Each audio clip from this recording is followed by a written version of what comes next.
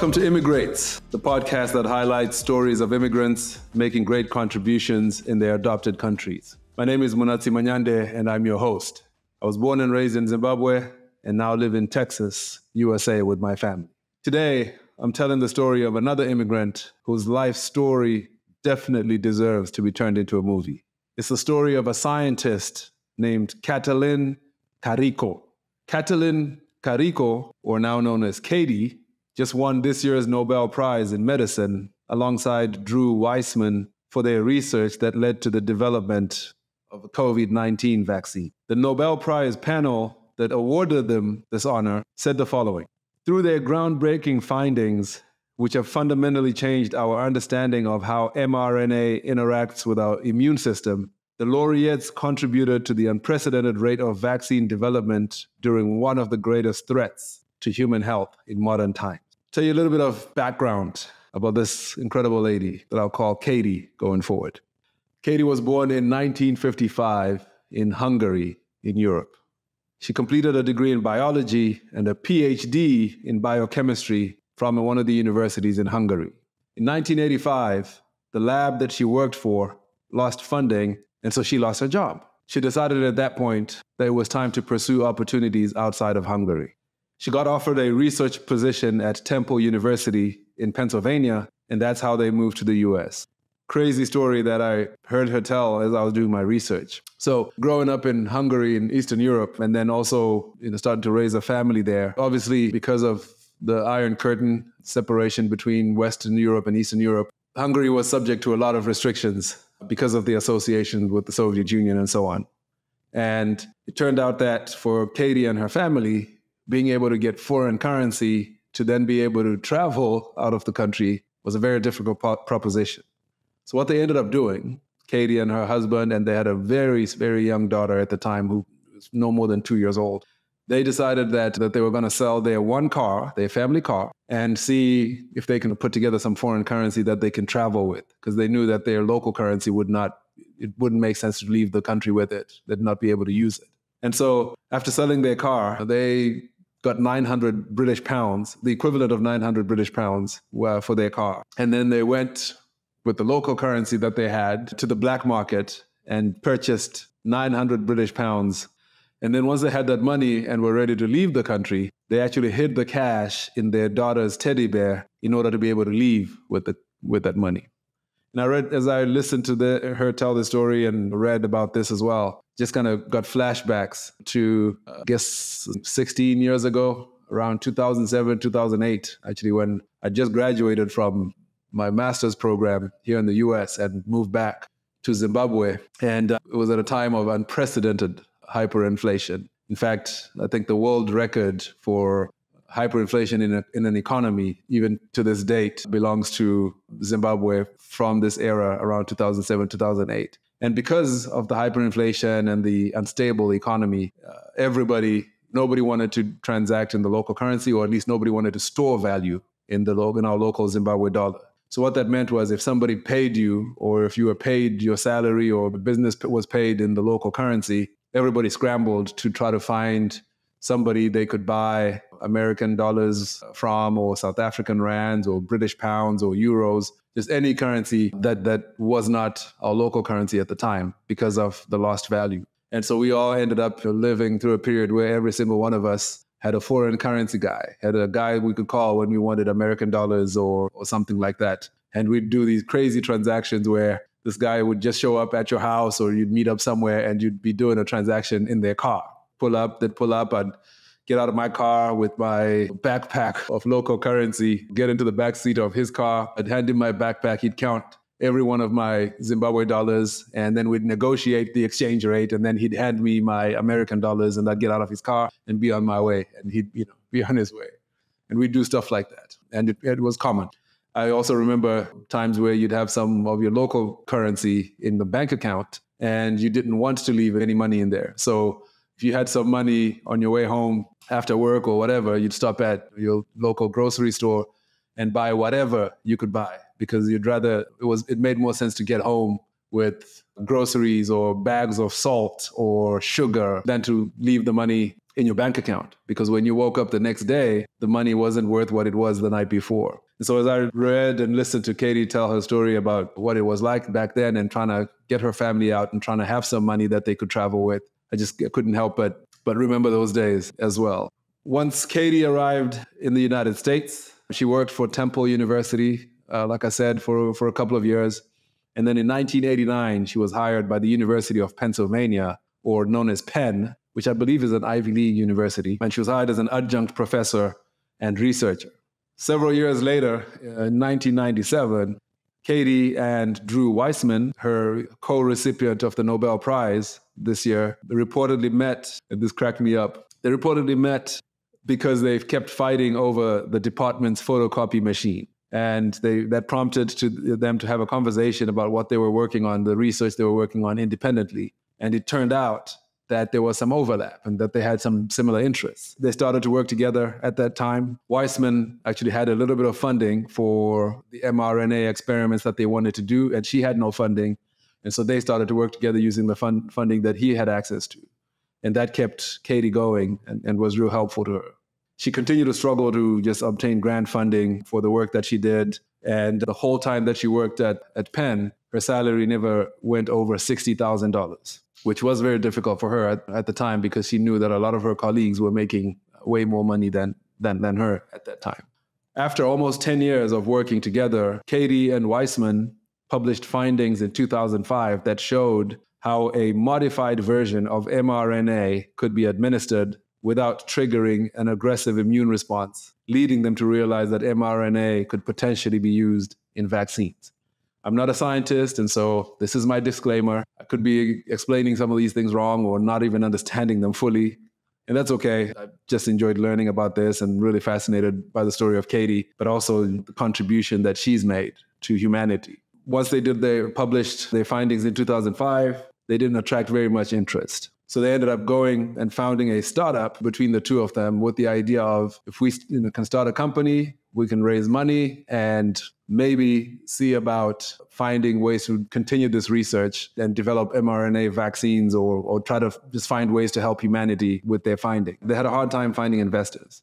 They eventually licensed their technology to a company called BioNTech, which was a little-known company at the time. And in fact, when Katie left her job at the University of Pennsylvania in 2013 to go and work in this company, Katie and Weissman's findings became the foundation for what would become the Pfizer and BioNTech and Moderna COVID-19 vaccines. One of the reasons I got fascinated by the story of Katie, last week I just reading in the news and found out that a Hungarian immigrant had been awarded the Nobel Prize in medicine. And so I was curious. I started to read, got dear friends that care a lot about medicine and research. And also in my life, I've had very dear people to me who've dealt with very complicated medical conditions, autoimmune disease, and things like that just made life very difficult. I tell my family all the time, I wanted to go to medical school, then I found out how long I'd have to be in school for, and that turned me off. And I'm not sure that's true, but I like to say it anyway. Anyway, I remembered 2021, the time when we had all gone through a period of aggressive lockdowns because of COVID. I think that started in 2020. And I remember me and my family, obviously, initially there was some excitement in our household because didn't have to go anywhere, could spend a lot of time together. And I still remember watching movies and doing all this stuff with the kids and thinking, man, this is really cool. And then eventually the kids' schools started to send work that we needed to help our kids work through and submit to the teachers and have online meetings with their teachers and things like that. And that lockdown got old really, really quick. We had I think this is going back 2020, so that means that we would have had a first grader, a third grader, and a sixth grader at the time. And so you can imagine trying to teach a first grader and a third grader at home and trying to do all this work and try to keep them engaged in the same home that they haven't left for weeks. It just was difficult. So I have a lot of respect for teachers and feel like every teacher should be paid way more than they're being paid currently. Anyway, a few months later, when they started to talk about the breakthroughs in the vaccines and started to make these vaccines available to regular people, I remember that I think they started off giving the vaccines to medical healthcare workers, and then also now trying to find ways to get the vaccines to the most vulnerable populations, the elderly and people with pre-existing conditions and so on. But I remember the first time I got an opportunity to go and get the vaccine myself. And at that point, I was ready to get back to a normal life. I didn't like the fact that I couldn't travel without vaccine. All the regulations that were coming out came with significant limitations unless you were vaccinated. So I decided I was going to go get the shot. So I started to look out for opportunities, but because of my age and not having any pre-existing conditions that I knew about, it felt like I was waiting forever for my turn. And I remember getting an email from a colleague saying, hey, I know getting appointments for these vaccines in the Dallas area where we live is proving difficult, but there's a location that's 3 hours away where you can schedule right now and you can go in the next couple of days and get it done. And that was all I needed to hear. And so I went online and I scheduled this appointment, and I remember driving 3 hours out of town to go get this shot. And part of my assessment as I made the decision too was, at that point, everybody in the news kept talking like the Pfizer-BioNTech vaccine was the best one, the most effective one. So that's the one I wanted for obvious reasons. And so I remember driving, out of town 3 hours to get to this place. And, we weren't allowed to get out of our cars to get the vaccine. So we were all queuing in our cars and moving slowly based on your appointment times and so on. And when it was finally my turn, I had to stick my arm out of the window while a healthcare worker with full COVID protection gear administered the injection in my arm from my car. And then once I was done, I got my little vaccination card and I drove back 3 hours, to get home, and felt like I was on my way to getting freer in my life. So I just remember that story, and remember even kind of going through periods where family and friends who were also getting vaccinated were asking each other, well, which one did you get? Did you get I got the Moderna one. Okay, that's not too bad. Well, I got the Johnson & Johnson one. Oh, and back then there was stories going around about how the Johnson & Johnson vaccine was not as effective and then potentially had side effects and things like that. If I remember correctly, the Johnson & Johnson vaccine was not an mRNA vaccine. And so that might have been part of the reason behind the differences. But it was a whole thing. And having gotten the Pfizer-BioNTech one seemed to make me feel like I'd gotten the best protection I could get for myself and for those around me. And so in learning about Katie, it really was just a neat thing, for me to realize that her research and the things that she'd been fighting to make public and fighting to commercialize had been something that had impacted me in a direct way, but also impacted the world in a very, very significant way. Going back to when she was at Penn University, she initially was hired on a tenure track professor role, but the university eventually offered her a choice to either leave or be demoted with a pay cut in 1995, which she said was obviously very difficult. It sounds to me like the reason she didn't have many options job-wise may have been to do with her work visa situation, where leaving the university would potentially have nullified the visa that she was on. And then that would have meant that she'd have to leave the country. And so I thought about that as I was reading about that, and also remember my own time as an international student years ago and kind of feeling the pressure of, okay, I cannot afford to make a mistake or slip up, because if I do, my visa is going to be nullified and canceled, and I'm going to be put on a flight back home. And so even if you were facing difficult circumstances, when you're an immigrant on a visa that's tied to a particular institution, whether as a student or an employee, that can open up the doors to abuse and just being treated unfairly, which I think is what happened with Katie, because she had to take a pay cut where somebody who was an American citizen would not have been given those options, or would have been able to walk away and just find another opportunity that worked better for them. She took the demotion and continued her work, and then left the University of Pennsylvania in 2013 after she was offered a position as vice president at BioNTech. So Katie did take the demotion and continued her work. And then in 2013, she finally left Penn and took a position of vice president at BioNTech, which then became the co-manufacturer of that Pfizer-BioNTech vaccine I was just talking about. And the reason she actually left in 2013 was not because she necessarily wanted to go to BioNTech, but Penn had continued to refuse to reinstate her tenure track position because they considered her research not of faculty quality. And I thought about this as I was learning, and just started to think about all the immigrants I've profiled so far as part of this podcast, that a common thread in the immigrants that I'm calling immigrates, who've done great things, is their ability to overcome adversity. Every single one of them at one point was faced with extremely difficult life circumstances. And every single one of them had to figure out ways to keep moving and just moving forward, to navigate difficult situations that many times the people around them, the people they worked with, the people they lived with, didn't have to navigate. And that's, I guess, the nature of just being an immigrant and of being an outsider. So many people out there who are immigrants today are staying in very difficult work environments. They're being treated unfairly, and they have to take it because their visa depends on it. Many of them have now given birth to children in their adopted countries, and their children are citizens of those countries, but they don't have the same rights and benefits as their children. And so that complicates things as well. I've heard of stories of people who are traveling with children from America where the child was born here, the child carries an American passport, but the parents do not. And the process of navigating that when you're traveling, imagine when you fly back into the country and you're trying to figure out where do I go to get processed into the country? You've got a passport from a country in Africa or South America somewhere.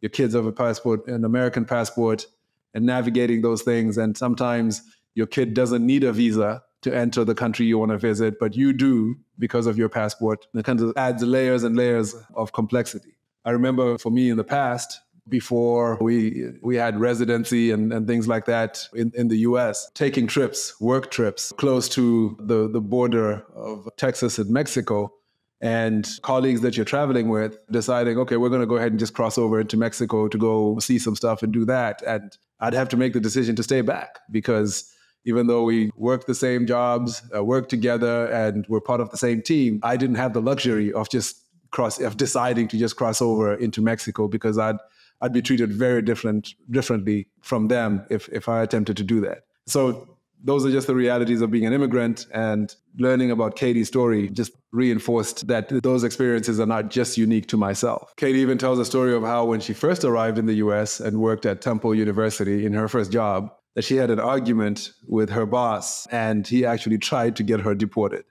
And so again, just imagine somebody as brilliant as Katie. She gets into an argument with her boss, and I don't know what the argument was about or whether she was wrong or right. But when somebody knows that your status is different than theirs, that can be something that can be used and held against you. What cracked me up in reading about Katie and Weissman getting this Nobel Prize last week was that apparently the university, Penn, had actually gone online and congratulated Katie and Weissman for their Nobel Prize, calling them Penn's historic mRNA vaccine research team. And they attached a news release to go with it. And that stoked a lot of anger and frustration because there's a lot of people in academia specifically who know Katie's story, but also had read about it. And they felt like Penn was being pretty shameless in trying to take credit for Katie and Weissman's developments and discoveries, given how they treated her. Now, I mean, I don't know. She did do a good amount of research. They did do a good amount of research at Penn using Penn facilities and labs and things. And so maybe Penn legally can say that they were part of their story, but it definitely left a sour taste in their mouths. Katie has spoken in numerous interviews about how difficult her experience at Penn was. In 2020, she said in an interview that her demotion had made her feel like she was not good enough and not smart enough compared to the people around her. And when she finally left, she'd been trying to reinstate her tenure track position, and they wouldn't take it. And when she said she was leaving Penn to go to BioNTech, she actually says that her colleagues and bosses at Penn laughed at her and actually told her, how can you leave for a company that doesn't even have a website?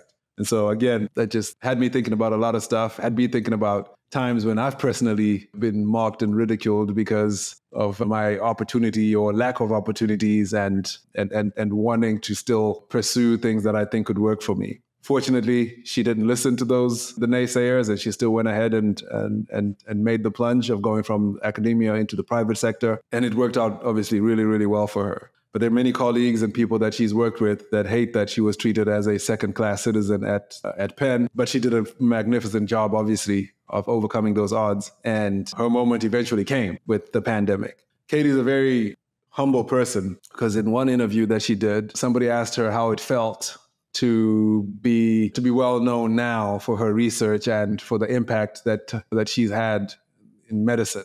on a global scale.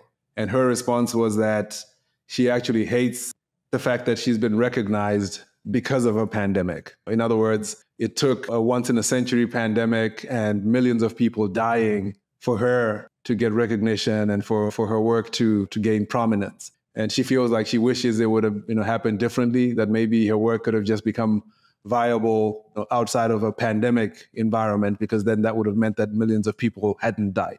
And as I listened to her talk about that again, her humility really inspired me, because we do live in a world, and I think me living in America especially, it is very common for people to love the spotlight and to want the attention and to really milk it for everything. And so she's kind of in my mind almost anti-American to an extent, in that she didn't want the spotlight for the sake of the spotlight. She just wanted recognition for her work. She just wanted to be treated fairly in the workplace and to be respected as a scientist for her contributions. Something interesting that I learned too about Katie is that I mentioned that when they moved to the US, they had to smuggle money in their daughter's teddy bear. And this daughter has obviously grew up in the United States. She's married and has a child now, I believe. Interestingly, her daughter is a 2-time US Olympic gold medalist, because she made the US Olympic rowing team for a couple of different Olympics and was able to win gold in doing that. So now I'm going to be telling my kids that because I'm an immigrant, because their parents are immigrants, the expectations is that they must make it to the Olympics and get gold medals and just do incredible things. Otherwise, they're letting down the immigrant community. But jokes aside, that is an impressive accomplishment on its own. And I'd imagine that Katie's daughter probably has inherited some of her mother's grit and determination. And it wouldn't surprise me if that's part of what's made her a really great rower and allowed her to win gold medals in the past. In conclusion, this is the story of Katalin Kariko, an immigrant who's made great impact on not only America, but the world at large. There are literally millions of people who are alive today because of Katie. Please like this podcast and follow us on your podcast player to catch new episodes. Find us on social media under the name Immigreats, and visit our website, immigrates.net, and give us your email address to join our growing Immigreats community. Until next time.